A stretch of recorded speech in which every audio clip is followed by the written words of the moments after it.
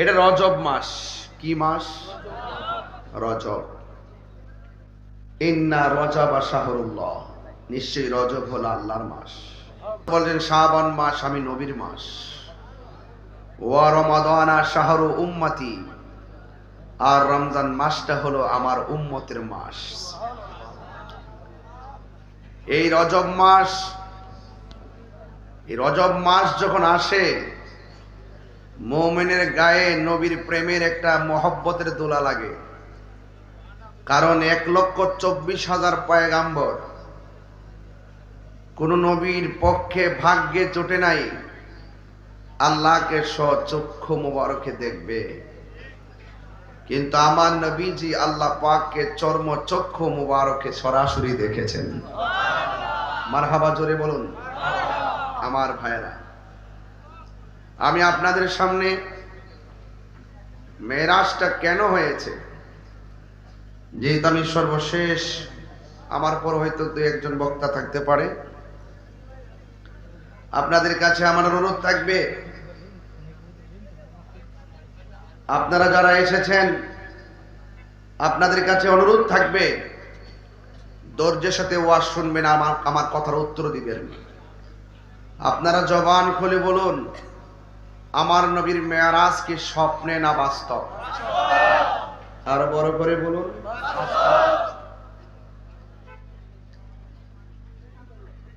আল্লাহ রাব্বুল আলামিন তার হাবিবে পাক সাল্লাল্লাহু আলাইহি সাল্লামকে অনেকগুলা মর্যাদা দিয়েছেন, যা অন্য কোন নবী রাসূলকে দেয় নাই। এর মধ্যে একটা হলো, আমার নবী বলেছেন যে আল্লাহ পাক আমার জন্য, আমার উম্মতের জন্য সারা পৃথিবীর জমিনটাকে মসজিদ বানাই দিয়েছে। আরেকটি হলো, আমার নবী বলছেন আমি শেষ নবী, আমার পরে আর কোন নবী আসবে না। এই কথা কি আদম নবী বলতে পারবে? না। রাইসুল মুফাসসিরিন আব্দুল্লাহ ইবনে আব্বাস রাদিয়াল্লাহু তাআলা আনহু কোরআনের একটি আয়াতের তাফসীর করতে গিয়ে মেরাজের কারণ বের করেছেন। আল্লাহ রাব্বুল আলামিন কোরআনে বলেছেন, ইন্নাল্লাহা আশতারা মিনাল মুমিনিনা আনফুসাহুম ওয়া আমওয়ালাহুম বিআন্না লাহুমুল জান্নাহ। আল্লাহ বলছেন, নিশ্চয়ই আল্লাহ মুমিনের জান এবং মাল ক্রয় করেছেন বিআন্না লাহুমুল জান্নাহ, জান্নাতের বিনিময়ে। এই আয়াতের তাফসীর করতে গিয়ে হযরতে আব্দুল্লাহ ইবনে আব্বাস রাদিয়াল্লাহু তাআলা আনহু বলছেন যে এই জান্নাতটা যে কেমন, এই জান্নাতটাকে দেখাইবার জন্যই আল্লাহ পাক নবীজিকে মেরাজ করাইছেন। এই হলো এক নম্বর কারণ। আরেকটি হলো, আমরা চোখে যা দেখি চোখের বাইরেও আরো অনেক কুদরত আছে। আল্লাযী বারাকনা হাওলাহু লিনুরিয়াহু মিন আয়াতিনা ইন্নাহু হুয়াস সামিউল বাসীর। আল্লাহ হলেন তিনি যিনি বারাকনা প্রদক্ষিণ করিয়েছেন, হাওলাহু আল্লাহর চতুর্দিকে, লিনুরিয়াহু নবীকে দেখানোর জন্য, মিন আয়াতিনা আল্লাহর যত কুদরতি নিদর্শন আছে, নিদর্শন থেকে নিদর্শনগুলো আমার নবীকে দেখানোর জন্যই আল্লাহ পাক রব্বুল আলামিন নবীকে মেরাজ করিয়েছেন। 3 নম্বর হলো, অনেক নবীদের আক্ষেপ ছিল আল্লাহ আপনি দেখা দেন। বিশেষ করে মূসা কালিমুল্লাহ বলছেন আল্লাহ আপনি দেখা দেন। আল্লাহ বলছেন লান তারানি, তুমি আমাকে কখনোই দেখতে পারবে না। What is the difference between Kalim and Habib? Kalim হলো তিনি যিনি আল্লাহকে দেখার জন্য তুর পাহাড়ে গিয়ে আল্লাহকে অ্যাপ্লাই করে আল্লাহ দেখা দেন। আর হাবিব হলো তিনি যিনি অ্যাপ্লাই করেন না, ঘরে ঘুমায়ে থাকেন, জিব্রাইলকে পাঠিয়ে দেই নবীকে আল্লাহর দিদারে নেওয়ার জন্য। আরে বড় করে বলেন না সুবহানাল্লাহ। এতটুকু যে কথা বলছি, এই কথাগুলো সুর দিয়ে বললে আমার 25 মিনিট লাগতো। রাত্র গভীর হয়েছে, অল্প সময়ে বেশি কথা বোঝাতে হবে। তাইলে আল্লাহ রাব্বুল আলামিন নবীজিকে তার কুদরত দেখানোর জন্য জিবরাইল আলাইহিস সালামকে পাঠিয়েছেন নিয়ে যাওয়ার জন্য। আল্লাহর হাবিব সাল্লাল্লাহু আলাইহি ওয়াসাল্লাম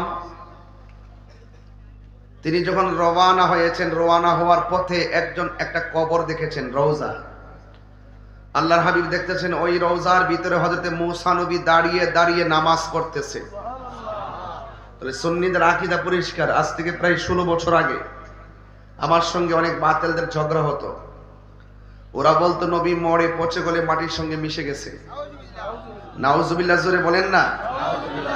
তবে ইদানিং দেখা যায় 5-6 বছর ধরে আহলুস সুন্নাত ওয়াল জামাতের এই আকীদার আলোচনাগুলো শুনতে শুনতে তারা লাইনে এসেছে। এখন তারা নিজেরাও বলে নবী জিন্দা নবী। কথা বলেন ঠিক কিনা? তো যাই হোক,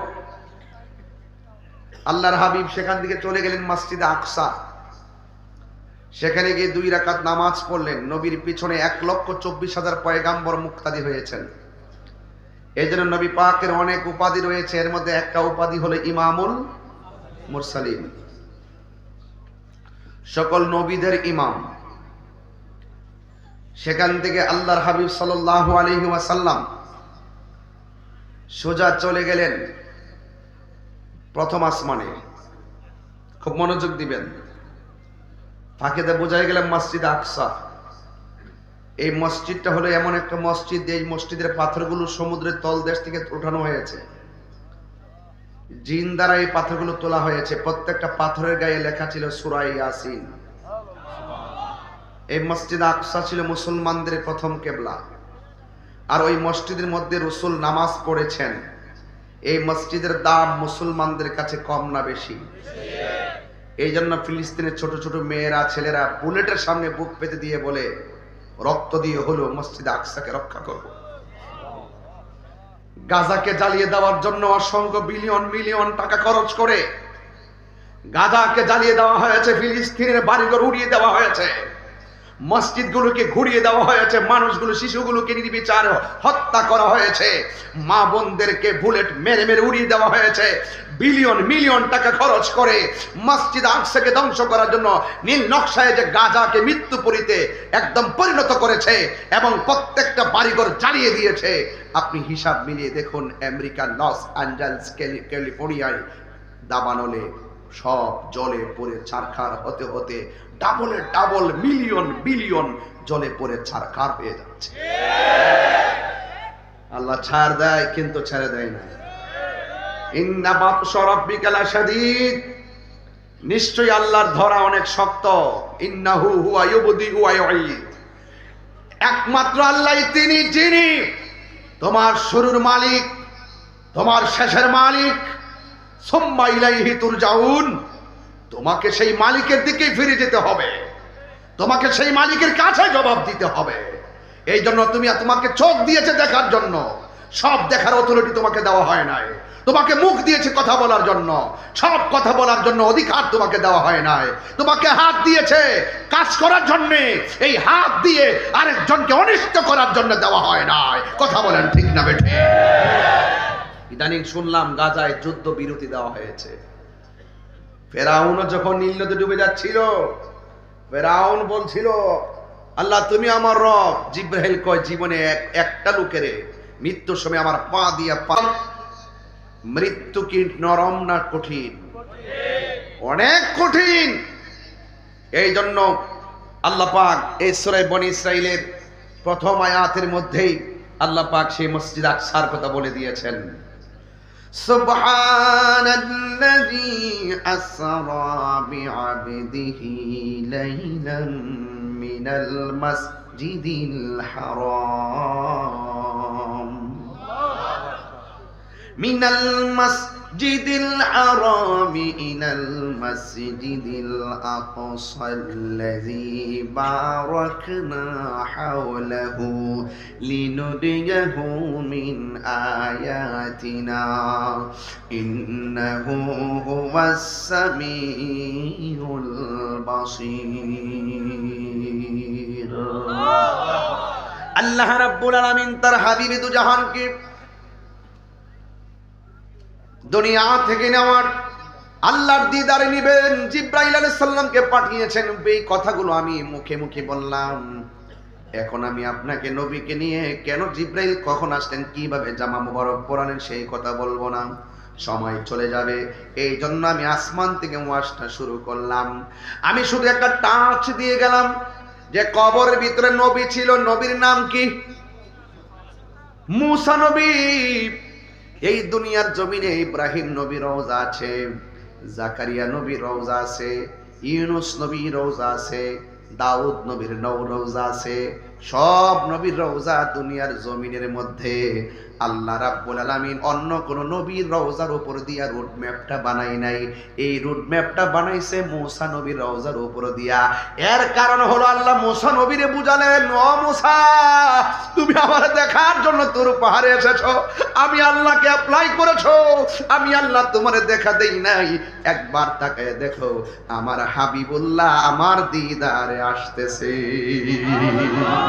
আল্লাহু আকবার বলেন না কেন? জিব্রাইলে হুকুম পায়া মক্কায় আসে দাওয়াত লয়া, জিব্রাইলে হুকুম পায়া মক্কায় আসে দাওয়াত লয়া, ডাক দিতে না সাহস পায়া, ডাক দিতে না সাহস পায়া, জিব্বা কদম তলায়, সেই খুশিতে পর সবাই দুরূদ সাল্লাল্লাহু, সেই খুশিতে পর সবাই দুরূদ সাল্লাল্লাহু। নূর নবী যাই দিদারে নিলেন খোদা তাআলা, নূর নবী যাই দিদারে নিলেন খোদা তাআলা, সেই খুশিতে পর সবাই দুরূদ সাল্লাল্লাহু, সেই খুশিতে পর সবাই দুরূদ সাল্লাল্লাহু। জোরে জোরে কি আল্লাহু আকবার বলা যাবে না? আমার নবী আপনার নবী প্রথম আকাশের মধ্যে গেল, আল্লাহু আকবার বলেন না কেন? ওই আসমানের মধ্যে যাওয়ার পর একজন নবীর সঙ্গে দেখা হলো, ওই নবীর নাম হলো আদম আলাইহিস সালাম। আপনাদের কাছে প্রশ্ন রাখতে চাই, আদম নবীর রওজাটা দুনিয়ার জমিনে আছে না নাই? আবার একই আদম নবী মসজিদে আকসাই নবীর পিছনে নামাজ পড়ে কি পড়ে নাই? একই আদম নবী আবার প্রথম আকাশে আমার নবীকে সালাম দিয়া বরণ করে, আহলান সাহলান সালাতু ওয়াস সালামু আলাইকা ইয়া রাসূলুল্লাহ, আহলান সাহলান ইয়া রাসূলুল্লাহ, মারহাবা মারহাবা ইয়া রাসূলুল্লাহ। জোরে জোরে কি আল্লাহু আকবার বলা যাবে না? খুব মনোযোগ। আল্লাহ রাব্বুল আলামিনের হাবিব সাল্লাল্লাহু আলাইহি সাল্লাম প্রথম আকাশে যাওয়ার পরে হযরত আদম আলাইহিস সালামের সঙ্গে দেখা হলো। দ্বিতীয় আসমানে যাওয়ার পর ইয়াহইয়া আলাইহিস সালামের সঙ্গে দেখা হলো। তৃতীয় আকাশে যাওয়ার পর হযরত ইউসুফ আলাইহিস সালামের সঙ্গে সাক্ষাৎ হলো। চতুর্থ আসমানে যাওয়ার পর হযরত ইদ্রিস আলাইহিস সালামের সঙ্গে সাক্ষাৎ হলো। পঞ্চম আকাশে যাওয়ার পর হযরতে হারুন আলাইহিস সালামের সঙ্গে দেখা হলো। ষষ্ঠ আসমানে যাওয়ার পর হযরতে মুসা কালিমুল্লাহর সঙ্গে দেখা হলো। সপ্তম আকাশে যাওয়ার পর আমার নবী হযরতে ইব্রাহিম নবীর সঙ্গে দেখা হলো। ওয়াজটা কিন্তু আমার উদ্দেশ্য এটা নয়, আমার উদ্দেশ্য হলো আমার নবী মেরাজে যাওয়ার সময় মুসা নবীকে রওজা মুবারকে দেখলেন দাঁড়ায় নামাজ পড়তেছে, জেতা না জিন্দা না মরা। এই মুসা আলাইহিস সালাম ওই মসজিদে আকসার ভিতরে নবীর পিছনে ইক্তেদা করলেন। আবার একে মুসা নবী আসমানের মধ্যে আমার নবীকে সালাম দিয়ে রিসিভ করলেন। তাইলে মুসা নবী কি তিনজন না একজন? আরো জোরে বলুন। সিরাজনগর দরবার চারটা খান্না বিষয় না, সিরাজনগর দরবার আকীদার ক্ষেত্রে অনর দরবার, কথা বলেন ঠিক কিনা? খোদার কসম, আমার কথা তো বুঝে আসবে না, বেশি বললেই বলেন চিল্লা চিল্লি করি। আপনারা নাম দেন মুফাসসির, নাম দেন মুহাদ্দিস, নাম দেন মুহতামিম, বড় হুজুর। আমরা যখন কথা বলি আমাদেরকে বলেন আমরা লেখাপড়া জানি না, তবে আমি দায়িত্বহীন কণ্ঠে আপনার নখদর্পণে সিরাজনগর দরবার থেকে ওই কথাটাই জানাই দিতে চাই। প্রয়োজনে চ্যালেঞ্জ করলে চ্যালেঞ্জ গ্রহণ করুন। মুসা নবী রওজার ভিতরে মুসা নবী মসজিদে আকসায়, এই মুসা নবী আসমানের উপরে, মুসা নবী তিনজন নয়, মুসা নবী একজন, এক মুসা কালিমুল্লাহ। আল্লাহকে দেখতে চায়, আল্লাহ দেখা দেয় না। ওই মুসা কালিমুল্লাহ একই টাইমে তিন জায়গায় নবীর সঙ্গে দেখা হয়। আবার আপনাদের কাছে প্রশ্ন হলো, মুসা নবী যদি একই সময় তিন জায়গায় থাকতে পারে, আমার নবী হায়াতুন নবী সিরাজনগর দরবারে আসার ক্ষমতা, দেখার ক্ষমতা আছে না? না।